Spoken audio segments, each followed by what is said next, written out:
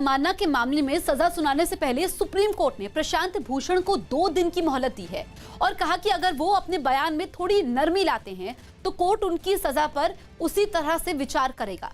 हालांकि इससे पहले जब इस मामले पर बहस हुई तो प्रशांत भूषण ने अपने बयान पर माफी मांगने से इनकार कर दिया और कहा कि वो किसी भी सजा के लिए तैयार हैं, क्योंकि उन्होंने जो बयान दिया वो आम लोगों और न्यायपालिका की रक्षा के लिए दिया। इस मामले में सुप्रीम कोर्ट ने अटॉर्नी जनरल से भी उनकी राय पूछी तो उन्होंने कहा कि प्रशांत भूषण को दोषी करार देना सही हो सकता है, लेकिन उनको सजा नहीं देनी चाहिए क्योंकि उन्होंने लोगों की भलाई के लिए काफी काम किया है। हालांकि उन्होंने ये राय सरकार की तरफ से नहीं बल्कि बतौर अटॉर्नी जनरल दी, जिसके बाद सुप्रीम कोर्ट ने प्रशांत भूषण को सोचने के लिए 2 दिन का समय दिया। राजस्थान की राजधानी जयपुर में नगर निगम पर आपदा में अवसर तलाशने की वजह से लोगों की अनदेखी का आरोप लगा और बारिश के 6 दिन बाद भी कई मकान मिट्टी में दबे रहे। बाढ़ पीड़ित 5 दिनों तक राहत का इंतजार करते रहे, लेकिन नगर निगम सड़क, मंदिर, घरों और गाड़ियों को दबा देने वाली मिट्टी हटाने के लिए मिट्टी के खरीदारों के इंतजार में लगा रहा। बताया गया कि बाढ़ के खत्म हो जाने के 5 दिन बाद जब मिट्टी बिक गई तब इसे हटाने का काम शुरू हुआ। मिट्टी का पहले टेंडर किया गया और जब खरीदार मिला तब मिट्टी निकालना शुरू किया। इस बीच लोग अपने घरों को मलबे में दबा देखते रहे और जब प्रशासन से भरोसा टूटा तो खुद ही घरों से मिट्टी हटाते नजर आए। देखिए कि पहली मंजिल के ऊपर है, एक मंजिल नीचे दबी हुई है और ये जंग बहादुर जी मिट्टी निकालने की कोशिश करें। हालांकि 6 दिन पहले आई बाढ़ की तबाही की निशानी अब भी पहले जैसी ही नजर आई। कहीं मिट्टी में दबे वाहन दिखे तो कहीं घर के अंदर सामान। शायद आप यकीन न कर पाएं कि ये शख्स जिस चीज पर बैठा है वो एक ऑटो है जो कुछ दिन पहले तक इसकी रोजी रोटी का जरिया था। और तो और मंदिर में कई बड़ी मूर्तियां भी मिट्टी में दब गईं, जबकि शिवलिंग की निशानी तक नहीं दिख रही। यूपी के देवरिया सदर से बीजेपी विधायक जन्मेजय सिंह का लखनऊ की लोहिया अस्पताल में निधन हो गया। जन्मेजय सिंह लंबे समय से बीमार चल रहे थे। 75 साल के जन्मेजय सिंह के निधन के बाद परिवार और समर्थकों के बीच शोक की लहर दौड़ गई है। जन्मेजय सिंह जो कि 75 साल के थे, लंबे समय से वो बीमार चल रहे थे। ये दुखद खबर सामने आ रही है। बीजेपी विधायक का निधन हो गया है। देवरिया से वो विधायक थे और इस बीच लंबी बीमारी से वो परेशान थे लगातार और लखनऊ के लोहिया अस्पताल में उनका निधन हुआ है। केंद्रीय मंत्री गजेंद्र सिंह शेखावत को कोरोना हो गया। केंद्रीय जल शक्ति मंत्री गजेंद्र सिंह शेखावत की कोरोना रिपोर्ट पॉजिटिव आई, जिसके बाद वो अस्पताल में भर्ती हो गए। इस बात की जानकारी उन्होंने खुद सोशल मीडिया के जरिए दी। साथ ही गजेंद्र सिंह शेखावत ने उनके संपर्क में आए लोगों से भी एहतियात बरतने और जांच करवाने की अपील की। हरियाणा के जींद में पुलिस ने 2 फर्जी इनकम टैक्स अधिकारियों को गिरफ्तार कर लिया। आरोप है कि ये दोनों फर्जी अधिकारी बनकर एक गहने की दुकान पर पहुंची और उससे पैसे और गहनों की मांग की, लेकिन दुकानदार को इन पर शक हो गया और उसने पुलिस को बुला लिया। कहा कि मैडम रुको, हम अभी पुलिस को बुलाते हैं। उसी टाइम फिर ये मामला थाने में। लखनऊ के निगोहा में एक बुजुर्ग दंपति और उनके बेटे की हत्या कर दी गई। 2 शव घर के अंदर जबकि एक शव घर के पास झाड़ियों से मिला। घटना के बाद पुलिस मौके पर पहुंची और आसपास के इलाके में लोगों से पूछताछ की। तमिलनाडु के पूर्व मंत्री और डीएम के नेता ए रहमान खान का दिल का दौरा पड़ने से निधन हो गया। वो 77 साल के थे और कुछ दिन पहले ही कोरोना से ठीक हुए थे। खबर है कि हरभजन सिंह आईपीएल की टीम चेन्नई सुपर किंग्स के साथ दुबई रवाना नहीं होंगे। उनकी मां की तबीयत खराब है और यही वजह रही कि उन्होंने फिलहाल यहीं रुकने का फैसला लिया। उम्मीद है कि अब हरभजन 2 हफ्ते बाद अपनी टीम के साथ जुड़ेंगे। यूएई में 19 सितंबर से आईपीएल की शुरुआत होगी और इस टूर्नामेंट का फाइनल मुकाबला 10 नवंबर को खेला जाएगा। यूपी के भदोई में एक नाबालिग लड़की की मौत पर उसके परिवार वालों का गुस्सा भड़क गया। बताया गया कि 2 दिन से लापता इस नाबालिग का शव नदी में मिला और उसकी पोस्टमार्टम रिपोर्ट में पानी में डूबने से मौत की बात सामने आई। लेकिन उसके घर वालों ने गांव के ही 2 लोगों पर हत्या का आरोप लगा दिया। वो कुछ गांव वालों के साथ हाथों में तख्तियां लेकर उस अस्पताल के बाहर पहुंच गए जहां शव का पोस्टमार्टम हुआ था। इन लोगों ने प्रशासन से इस मामले में इंसाफ की मांग की। इन लोगों ने बच्ची को दबोचा, उसके साथ गैंग रेप किया, इसके साथ उसको नदी में फेंक दिया गया। पुलिस ने जमा हुए इन लोगों को भरोसा दिया कि इस मामले में जांच के बाद कार्रवाई की जाएगी। घर वालों ने जिन व्यक्तियों का नाम लिया था उनको हिरासत में लिया गया, उनसे पूछताछ की जा रही है। विरोध कर रहे लोगों के पास कई पुलिस वाले पहुंचे और उन्हें काफी देर तक समझाने की कोशिश की। अमेरिका के कैलिफोर्निया के जंगलों में लगी भीषण आग के बीच हजारों लोगों को अपना घर छोड़ना पड़ा। बताया गया कि गर्म हवाओं की वजह से जंगल की आग बेहद तेजी से फैल गई, जिसकी वजह से वहां के जंगल पिछले कई हफ्तों से धधक रहे हैं। वहां से कई ऐसी दिल दहला देने वाली तस्वीरें सामने आईं जिनमें जंगल का एक बड़ा हिस्सा आग की तेज लपटों और धुएं में लिपटा नजर आया। इस आग ने जंगलों के साथ ही उसके आसपास के कई रिहायशी इलाकों को भी राख के ढेर में बदल दिया। जंगल की आग में अपने आशियाने उजड़ते देखने के बाद वहां पहुंची कुछ महिलाएं फूट फूट कर रोने लगी, तो कुछ राख के ढेर में अपनी पुरानी यादें खंगालती नजर आईं। It was so scary. लेकिन इस भीषण आग में कुछ भी बाकी नहीं रहा। हर तरफ सिर्फ तबाही के मंजर दिखाई दिए। हालांकि जंगल की आग पर काबू पाने के लिए वहां फायर ब्रिगेड की कई टीमें अपनी पूरी ताकत झोंकती नजर आईं। सैकड़ों दमकल कर्मी जगह जगह अपनी जान जोखिम में डालकर तेज लपटों पर पानी की बौछार करते दिखे। आग बुझाने के लिए कई हेलीकॉप्टरों की भी मदद ली गई।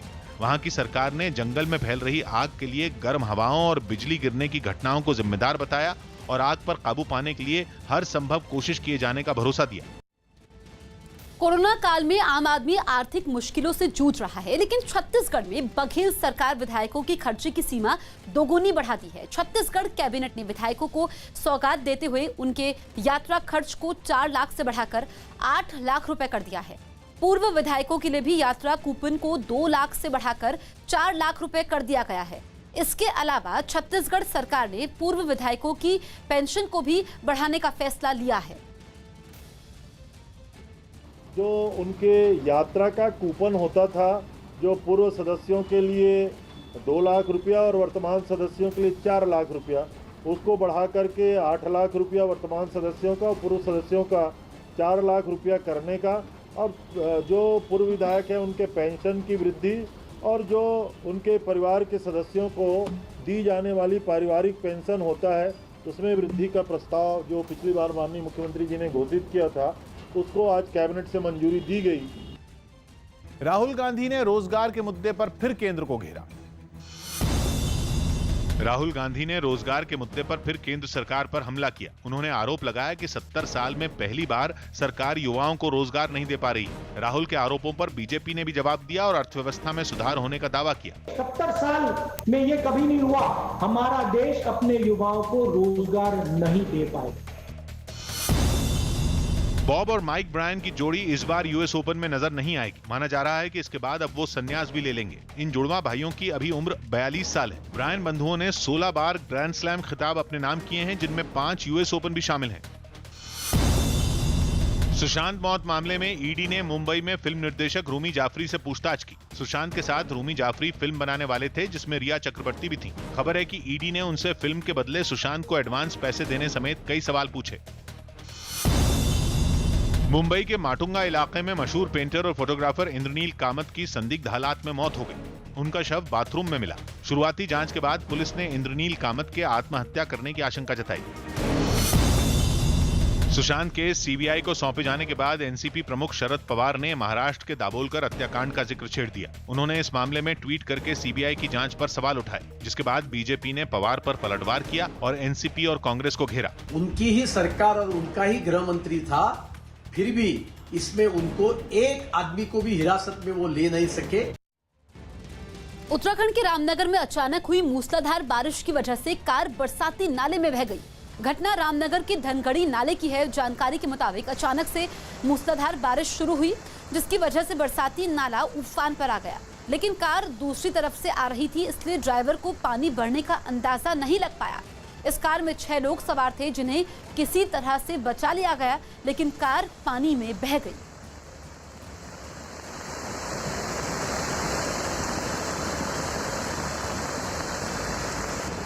यूरोप के देशों डेनमार्क और स्वीडन के बीच पानी के एक इलेक्ट्रिक जहाज का समुद्री सफर शुरू किया गया। दावा है कि यह पानी पर चलने वाला दुनिया का सबसे बड़ा इलेक्ट्रिक यात्री जहाज है, जो बैटरी से चलने की वजह से रत्ती भर भी प्रदूषण नहीं फैलाता। पानी के इस इलेक्ट्रिक जहाज की खासियत यह है कि ये मोबाइल फोन की तरह चार्ज होते ही काम पर लग जाता है। सामने आई तस्वीरों में जैसे ही ये जहाज बंदरगाह पर पहुंचा, चार्जिंग यूनिट से एक रोबोट ने चार्जिंग केबल इसमें डाल दी और ये चार्ज होने लगा। यानी सब ऑटोमेटिक, कुछ करने की जरूरत नहीं। चार्ज होने के बाद ये डेनमार्क से स्वीडन के बीच 4 किलोमीटर के सफर पर निकल पड़ा। बेकाबू होते कोरोना के मामलों को देखते हुए पंजाब सरकार ने एक बार फिर से शाम 7 बजे से सुबह 5 बजे तक के लिए कर्फ्यू लगाने का फैसला किया है। कर्फ्यू लगाने का फैसला आज से ही लागू होगा, यानी आज शाम 7 बजे से पंजाब में कर्फ्यू लगेगा, जो अगले दिन सुबह 5 बजे तक चलेगा। इसके अलावा पंजाब सरकार ने निजी और सरकारी दफ्तरों में सिर्फ 50% कर्मचारियों को काम पर बुलाने की इजाजत दी है। अमृतसर, मोहाली, पटियाला, लुधियाना और जालंधर में गाड़ियों में सिर्फ 3 लोगों को बैठने की इजाजत दी गई है। इसके अलावा इन 5 जिलों में 50% दुकानें ही खुलने की इजाजत होगी। बसों में भी सिर्फ 50% यात्रियों को बैठाने की इजाजत होगी।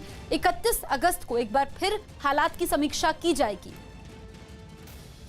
राजस्थान के मुख्यमंत्री अशोक गहलोत ने वीडियो कॉन्फ्रेंसिंग के जरिए 8 रुपए में खाना देने वाली इंदिरा रसोई योजना की शुरुआत की। इस योजना के तहत जयपुर के सवाई मानसिंह अस्पताल में भी एक रसोई खोली गई। जहां पहुंचे लोगों का रिकॉर्ड रखने के लिए सबसे पहले उनकी सभी जानकारियां जुटाई गईं। फिर उनकी तस्वीर खींचने के बाद उन्हें महज 8 रुपए में खाने की थाली दी गई। एक शख्स वहां पहुंचे लोगों को एक एक कर थाली देता नजर आया। पूरा एक थाली का मेन्यू है जिसके अंदर अचार भी है, जिसके अंदर चपाती भी है और दाल भी है और साथ में रायता भी है। रसोई की शुरुआत होने के बाद वहां कई लोग खाना खाते दिखाई दिए। खाना अच्छा है। कुल 358 इंदिरा रसोइयां पूरे राज्य में खोली गईं। एक की तस्वीर भीलवाड़ा से भी सामने आई, जहां 8 रुपए में थाली का कूपन खरीदने के बाद कुछ लोग खाते नजर आए, जिनमें बच्चे और महिलाएं भी शामिल दिखी। बिहार के गोपालगंज में तटबंध की मरम्मत में जुटे 2 लोग पानी में डूबने से बाल बाल बच गए। यह हादसा उस वक्त हुआ जब मजदूर एक नाव पर सवार होकर सारण बांध की मरम्मत के काम में जुटे हुए थे। तभी पानी की तेज बहाव से उनकी नाव पानी में डूब गई। हालांकि उस नाव के डूबने से महज कुछ सेकंड पहले ही दोनों मजदूर उस पर से उतर चुके थे। डूब गई। इस हादसे के बाद वहां अफरा तफरी मच गई। तटबंध की मरम्मत के काम में जुटे दूसरे मजदूर बिना वक्त गवाए उस नाव को बचाने की कोशिश में जुट गए, लेकिन उनकी मेहनत बेकार गई और नाव नदी की तेज धारा में बह गई। इससे पहले नाव पर सवार दोनों मजदूरों को डंडे के सहारे सुरक्षित उतार लिया गया। पहाड़ों पर हो रही बारिश की वजह से यूपी के कई जिलों की हालत बेहद खराब हो गई। राज्य की ज्यादातर नदियां खतरे के निशान से ऊपर बहती दिखीं, जबकि बाढ़ ने अब तक करीब 800 गांवों को अपनी चपेट में ले लिया। और तबाही की ऐसी ही तस्वीर लखीमपुर खीरी में भी नजर आई, जहां खेत खलियान से लेकर घर द्वार तक पानी में डूबे दिखे। पहले से परेशान लोगों की मुसीबत तब और बढ़ गई जब सांप बिच्छू लोगों के घरों के आसपास नजर आने लगे, और मुसीबत बढ़ाने के लिए जो कसर बाकी रह गई उसे बाढ़ के पानी में घरों तक पहुंचे मगरमच्छों ने पूरा करना शुरू कर दिया।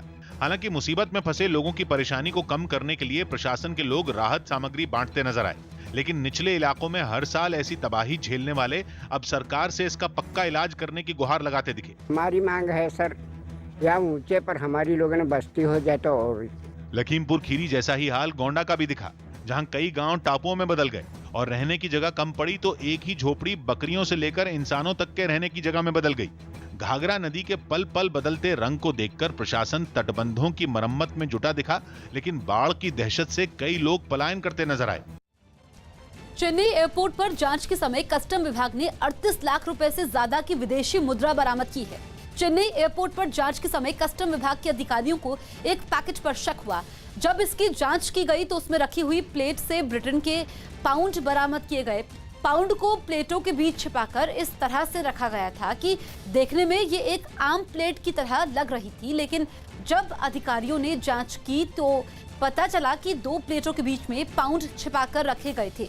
इस मामले में एक शख्स को गिरफ्तार किया गया है। दिल्ली के रेस्टोरेंट में अब शराब मिल सकेगी।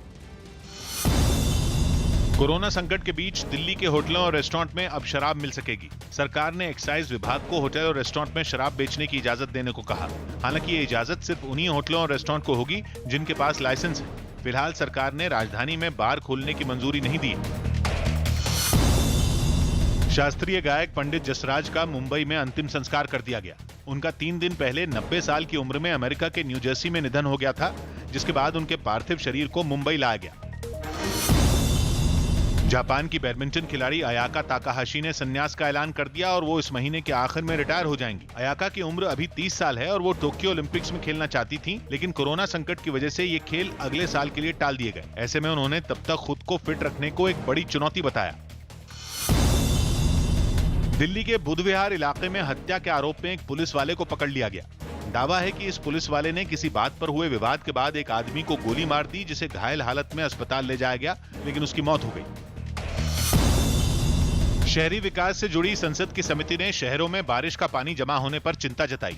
जल भराव की समस्या दूर करने के लिए समिति ने 27 अगस्त को एक बैठक बुलाई है। इस बैठक में शामिल होने के लिए दिल्ली के अलावा गुरुग्राम, जयपुर और पटना के अधिकारियों को भी बुलाया गया है। रूस के राष्ट्रपति व्लादिमीर पुतिन पर एक बार फिर अपने विरोधी को जहर देने का आरोप लगा है। जानकारी के मुताबिक पुतिन के कट्टर विरोधी एलेक्सी नावाल्नी साइबेरिया के एक शहर से मॉस्को जा रहे थे, लेकिन तभी विमान में उनकी तबीयत अचानक से बिगड़ गई। इसके बाद विमान की इमरजेंसी लैंडिंग करवाई गई और नावाल्नी को बेहोशी की हालत में अस्पताल पहुंचाया गया। इसकी थोड़ी ही देर बाद नावाल्नी की प्रवक्ता ने उन्हें जहर दिए जाने का आरोप लगाया। उन्होंने दावा किया कि नावाल्नी ने एयरपोर्ट पर चाय पी थी, जिसके बाद उनकी हालत बिगड़ गई।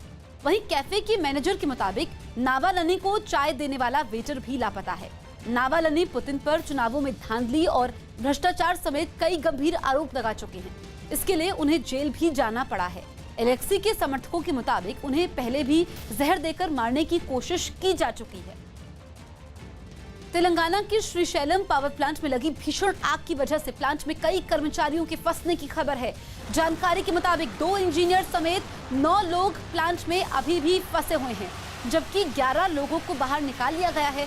आशंका है कि टरबाइन के पैनल बोर्ड में शॉर्ट सर्किट की वजह से आग लगी, जिस पर अब काबू पा लिया गया है, जबकि आग के बाद पूरे प्लांट में धुआं होने की वजह से रेस्क्यू ऑपरेशन में काफी मुश्किल हो रही है। हादसे पर मुख्यमंत्री केसीआर ने दुख जाहिर करते हुए सभी तरह की राहत और बचाव का भरोसा दिया है।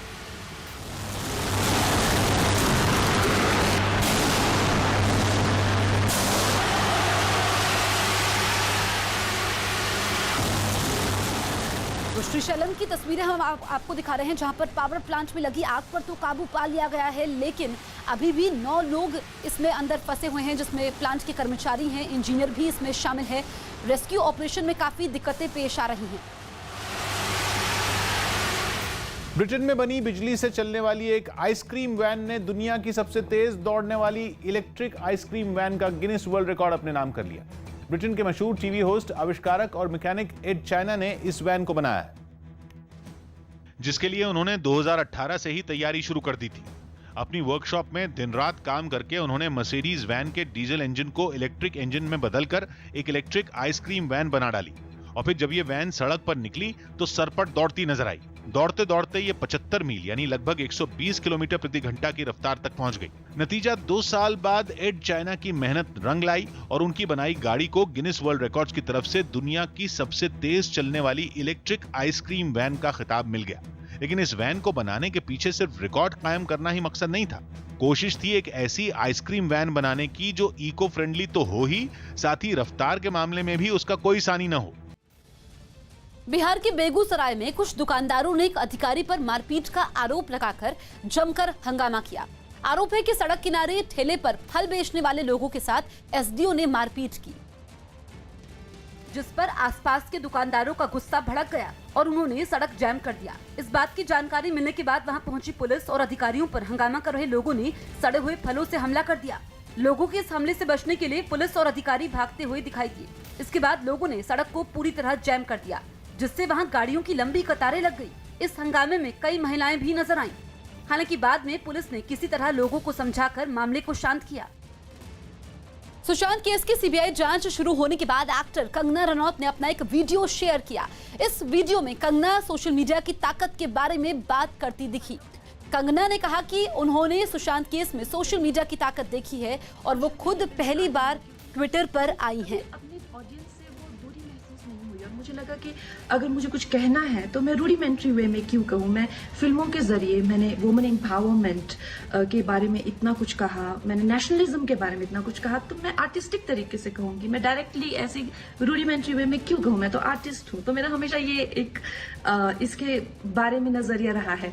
मगर दोस्तों, इस साल जो मैंने देखा है, मैंने पहली बार सोशल मीडिया की पावर देखी है और मैंने देखा है कि कैसे सारा विश्व एक साथ आके हम सब सुशांत के लिए हम लोगों ने जिस तरह से फाइट किया और उसमें सफलता पाई है, इससे मुझे बहुत उम्मीदें हो गई है। मुझे बहुत आशाएं हैं कि हम सब मिलके इस तरह से जगह मैं चुड़ैल हूं और मेरे पैर उल्टे हैं, इस बात का फायदा उठाया कि मैं सोशल मीडिया पे नहीं हूं, मगर फिर भी मैंने कभी सोशल मीडिया पे मैं आई नहीं, क्योंकि मुझे कभी अपने ऑडियंस से वो दूरी महसूस नहीं हुई, और मुझे लगा कि अगर मुझे कुछ कहना है तो मैं रूडिमेंट्री वे में क्यों कहूँ। मैं फिल्मों के जरिए मैंने वुमेन एम्पावरमेंट के बारे में इतना कुछ कहा। अमेरिका से जारी तनाव के बीच ईरान ने दुनिया के सामने 2 नई मिसाइलें पेश करके एक बार फिर अपनी ताकत का प्रदर्शन किया। खास बात यह है कि इनमें एक मिसाइल का नाम उसने जनवरी में अमेरिकी हमले में मारे गए अपने टॉप कमांडर कासिम सुलेमानी के नाम पर रखा है, जिसके जरिए ईरान ने एक बार फिर अमेरिका को चेतावनी दी। सामने आए वीडियो में एक अज्ञात जगह पर ये मिसाइलें फायर होने के लिए तैयार दिखी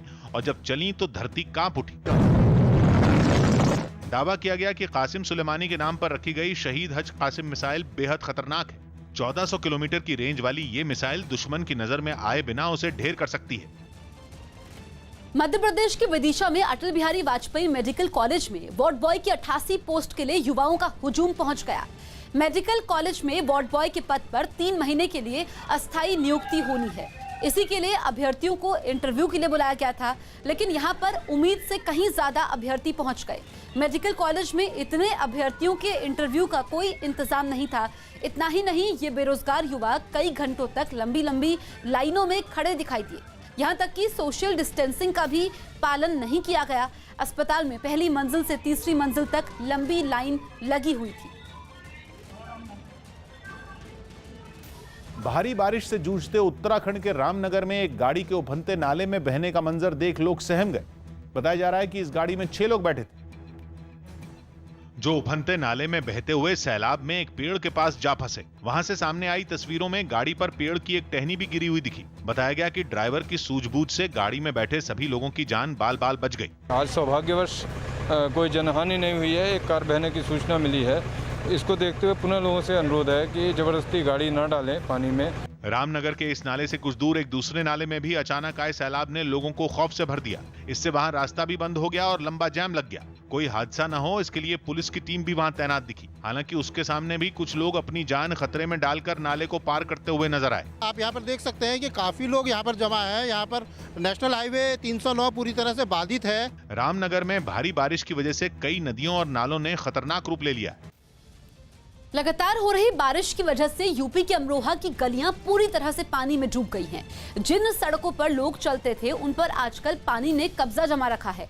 बारिश का मौसम शुरू होने से पहले अमरोहा नगर निगम ने नालियों की साफ सफाई के बड़े बड़े दावे किए थे, लेकिन कुछ घंटों की बारिश में वो दावे पानी के साथ बह गए। हालात ये है कि सड़कों पर पानी भरने की वजह से लोगों का बाहर निकलना मुश्किल हो चुका है।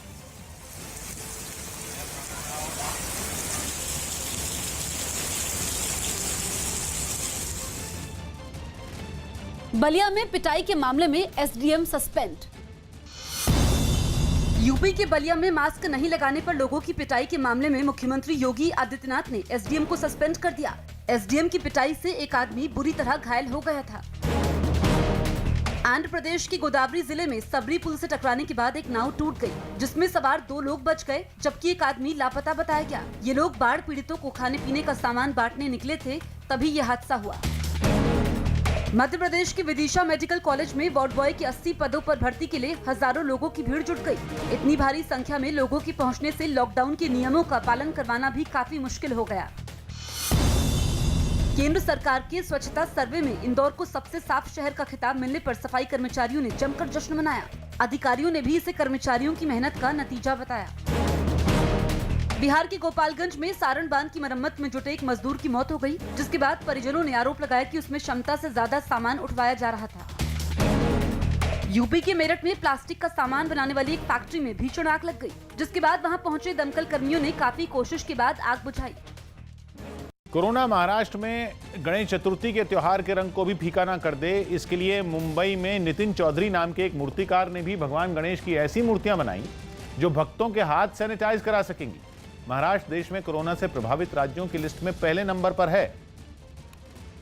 और यही बात कई मूर्तिकारों को खाए जा रही है, क्योंकि इस बार मुंबई के कई बड़े मंडल कोरोना की वजह से गणेश उत्सव पर बड़े कार्यक्रम करने से मना कर चुके हैं। ऐसे में कोरोना गणेश उत्सव के रंग को फीका न कर दे, इसके लिए ही मुंबई में नितिन चौधरी नाम के मूर्तिकार ने गणेश की ऐसी मूर्तियां बना डाली जो भक्तों को सैनिटाइजर दे सकेंगी। इसे सेंसर लगाया गया है, जब भी आप गणपति बप्पा के आगे हाथ लेके जाएंगे तभी वो सैनिटाइजर बाहर आएगा। दावा है कि अगर पंडालों में इन मूर्तियों को रखा जाए और मास्क पहनने के नियम का भी सभी लोग सख्ती से पालन करें तो गणेश उत्सव वैसे ही मनाया जा सकता है जैसे हर साल धूमधाम से मनाया जाता है। बप्पा से सभी ने ये उम्मीद लगा रखी है कि बप्पा ये कोरोना का संकट जो है, जो विघ्न है, उसे जल्द से जल्द हर सकें।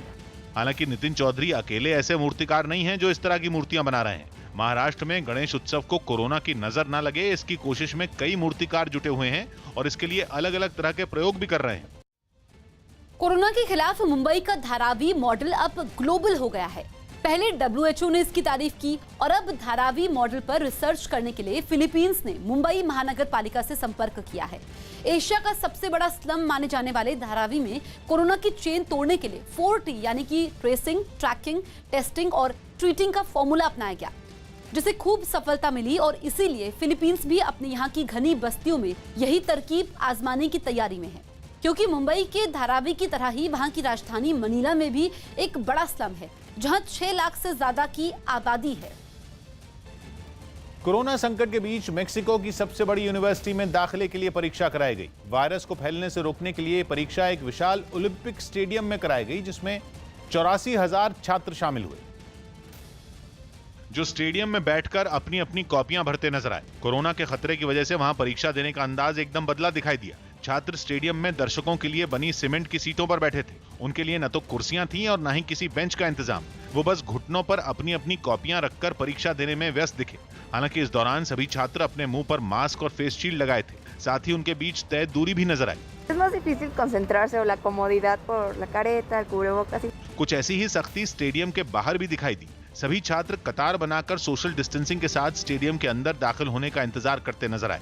इतना ही नहीं, गेट पर ही छात्रों के शरीर का तापमान मापने और उनके हाथ सैनिटाइजर से साफ करवाने के बाद ही उन्हें आगे बढ़ने दिया गया।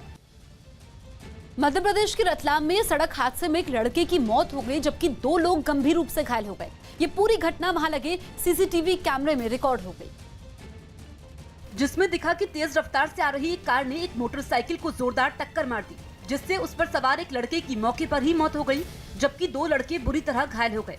तस्वीरों में दिखा कि टक्कर से पहले मोटरसाइकिल जमीन पर गिर गई और उस पर सवार सभी 3 लड़के भी नीचे गिर गए, जिसके बाद कार उन्हें रौंदते हुए आगे बढ़ गई। हादसे के बाद आसपास मौजूद लोगों ने घायलों को उठाया और उन्हें अस्पताल में भर्ती करवाया। पंजाब में कोरोना मरीज बढ़ने के बाद सरकार ने नाइट कर्फ्यू लगाया। पंजाब में कोरोना मरीजों की संख्या बढ़ने के बाद प्रदेश के सभी 167 शहरों में नाइट कर्फ्यू जारी रहेगा, जबकि शनिवार रविवार को लगने वाला लॉकडाउन भी 31 अगस्त तक बढ़ा दिया गया। आईटी संसदीय स्थायी समिति की बैठक 1 और 2 सितंबर को होगी। इस बैठक के बाद 2 सितंबर को फेसबुक अधिकारियों का रुख भी सुनेगी। बिहार के आरा में खराब सड़क के विरोध में लोगों ने दिए जलाकर और रंगोली बनाकर प्रदर्शन किया। इन लोगों ने आरोप लगाया कि कई बार शिकायत के बाद भी उनकी सुनवाई नहीं की गई। मौजूदा राजनीतिक हालात पर शनिवार को होने वाली कांग्रेस वर्किंग कमेटी की बैठक टाल दी गई। मौसम विभाग ने अगले 24 घंटों में मध्य प्रदेश के कई जिलों में भारी बारिश की चेतावनी जारी की। ओडिशा में स्पेशल टास्क फोर्स और क्राइम ब्रांच की टीम ने 10 लाख रुपए कीमत का नशीला पदार्थ पकड़ा और इसे लेकर जा रहे 2 लोगों को गिरफ्तार कर लिया।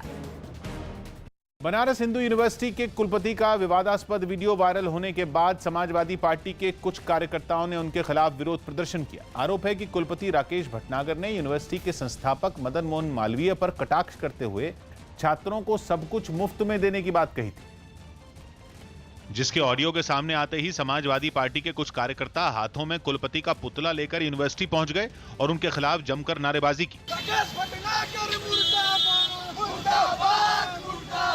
कार्यकर्ताओं के प्रदर्शन के दौरान वहां तैनात पुलिस वालों ने जब उन्हें रोकने की कोशिश की तो उनका गुस्सा और भड़क गया। प्रदर्शनकारियों ने बीएचयू के कुलपति से इस्तीफा देने की मांग की। इस्तीफा दे, बीएचयू छोड़ के जाए। एसपी कार्यकर्ताओं ने इस्तीफा नहीं देने तक आंदोलन जारी रखने की चेतावनी भी दी।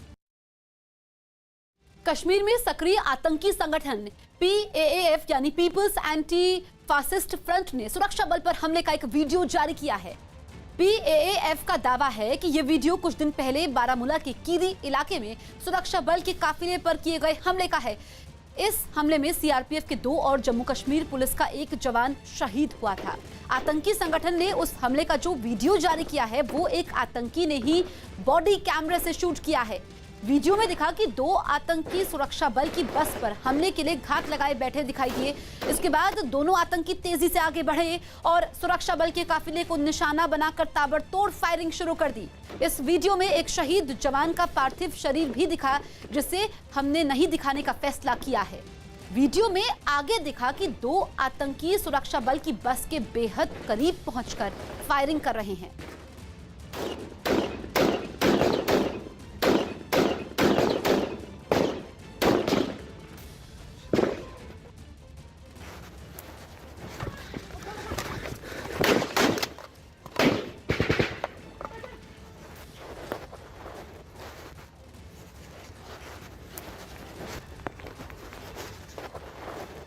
तो बारामूला में आतंकी हमले का ये वीडियो सामने आया है। आतंकी संगठन PAAF ने ये वीडियो जारी किया है। 17 अगस्त का ये वीडियो है और बॉडी कैमरा लगा हुआ था एक आतंकी पर, जिसकी वजह से ये वीडियो सामने आया है। न्यूज़ 18 पर सबसे पहले एक्सक्लूसिव तस्वीरें हम आपको दिखा रहे हैं। दरअसल आतंकवादियों ने सुरक्षा बल पर हमला किया था और जवाबी कार्रवाई में 3 आतंकी मारे गए थे, जबकि हमारे 3 जवान शहीद हुए थे।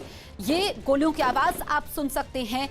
एक्सक्लूसिव वीडियो हम आपको दिखा रहे हैं 17 अगस्त का, जब बारामूला में आतंकी हमला हुआ था और इस वीडियो में एक शहीद जवान का पार्थिव शरीर भी दिखा, जिसे हमने नहीं दिखाने का फैसला किया है। तो ये एक तरह से कहा जाए कि आतंकवादियों की नई हरकत और दहशत कायम करने की कोशिश इस वीडियो के जरिए। रिफत हमारे सहयोगी फोन लाइन पर मौजूद हैं। रिफत, हम ये एक्सक्लूसिव तस्वीरें दिखा रहे हैं और जो ये आतंकवादियों ने हरकत की उसके बाद अब ये वीडियो जारी किया गया है, क्या दिखाता है ये? क्या संदेश आतंकी देना चाहते हैं?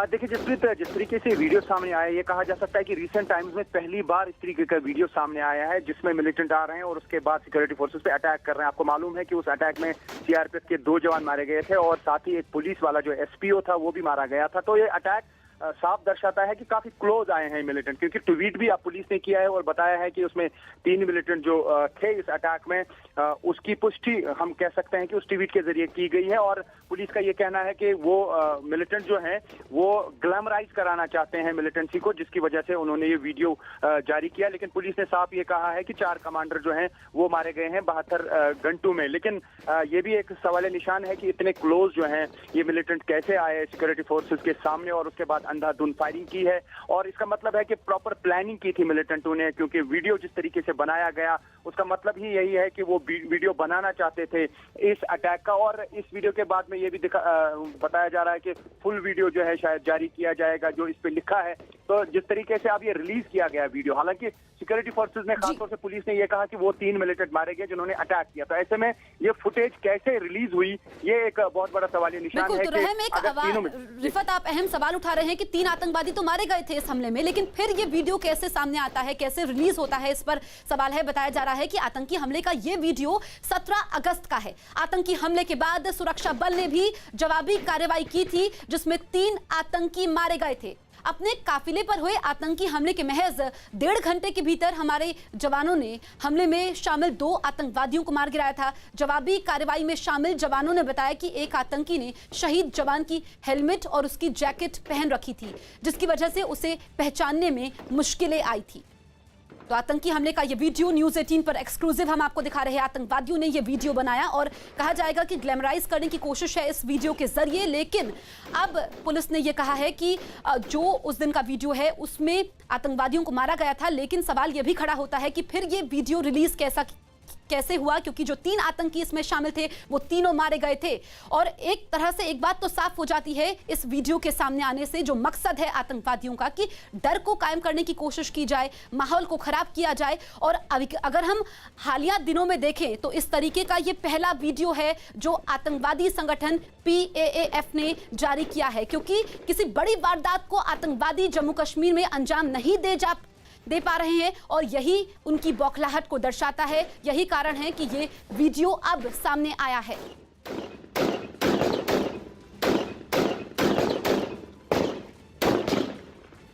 हमारे हमारे सहयोगी नीतीश कुमार भी हमारे साथ फोन लाइन पर मौजूद है। नीतीश, अगर हम हाल के दिनों में देखें तो आतंकवादी किसी बड़ी वारदात को जम्मू कश्मीर में अंजाम नहीं दे पा रहे हैं, बौखलाहट है, यही वजह है कि वीडियो सामने आया है, डर कायम किया जाए। जी बिल्कुल, देखिए अभी जो पहले एक आप देखेंगे जो ट्रेंड चल रहा है मिलिटेंट अटैक्स का, वो जो है थोड़ा सा बदला है। पहले जो है प्रॉपर एनकाउंटर्स होते थे, तमाम चीजें होती थी। अब जो है ये लोग कार में आते हैं या बाइक पर आकर और फायरिंग करके ये लोग निकल जाते हैं और उसमें 2-3 जवान मारे जाते हैं। कैजुअलिटी जो है वो सिक्योरिटी फोर्स की तरफ से होता है, छापामार की तरफ जो से ये लोग अटैक करते हैं। तो जाहिर तौर से जो वीडियो बनाया गया है ये उस वक्त बनाया गया जब मिलिटेंट अटैक हुआ था। तो हो सकता है कोई ओवरग्राउंड वर्कर जो वहां पर हो, इस पूरे हमले का जो है वीडियो बना रहा हो, उनके सहयोगी जो मिलिटेंट्स के होते हैं। इसके अलावा बौखलाहट तो है ही, क्योंकि करीब करीब कश्मीर से जितने भी टॉप कमांडर्स हैं, अभी जो बारामूला में हमला हुआ उसमें सज्जाद अहमद मीर जो नॉर्थ कश्मीर का लश्कर का कमांडर था वो मारा गया। इसके अलावा उस्मान जो पाकिस्तानी टेररिस्ट था वो मारा गया। इसके अलावा कई जो टॉप कमांडर्स हैं वो पिछले कुछ दिनों में मारे गए हैं। इससे बौखलाहट है आतंकवादियों में और वो लोगों को वीडियो बनाकर दिखाना चाहते हैं कि उनका प्रेजेंस अभी भी है, ग्लोरीफाई करवाना चाहते हैं, उसके जरिए रिक्रूटमेंट करवाना चाहते हैं। तो जाहिर तौर से इसी मकसद से ये वीडियो बनाया गया है। बिल्कुल नीतीश, अहम जानकारी देते हुए मौजूदगी दर्ज करवाना चाहते हैं आतंकी कश्मीर में, यही कारण है कि ये वीडियो रिलीज किया गया है। न्यूज़ 18 पर एक्सक्लूसिव तस्वीरें हम आपको दिखा रहे हैं। आतंकी हमले का वीडियो है, 3 आतंकवादी इसमें शामिल थे, लेकिन हमारे सुरक्षा बलों को कामयाबी मिली। जवाबी हमला किया गया था, जवाबी कार्रवाई की गई थी 17 अगस्त के दिन, जिसमें 3 आतंकवादी मारे गए थे। हालांकि हमारे 3 जवान भी शहीद हुए थे, लेकिन हमारी सेना ने मुंह तोड़ जवाब दिया था आतंकवादियों को।